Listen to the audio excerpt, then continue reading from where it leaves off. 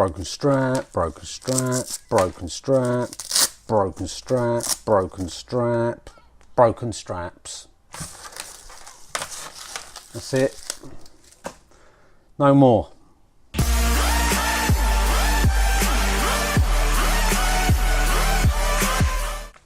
So ordered some R.J.X straps.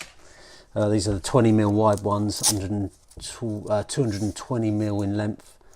Nice material type ones here, metal loops on them there. And what I like about them is that they're quite thin at the front, so you can thread them through. Been using them now for a week or two. Excellent. No more rubbish splitting straps. They're as tough as nails. Really nice. And also I got the 12mm wide ones as well for the GoPro. Same sort of deal. Thin threading at the front there. Really nice.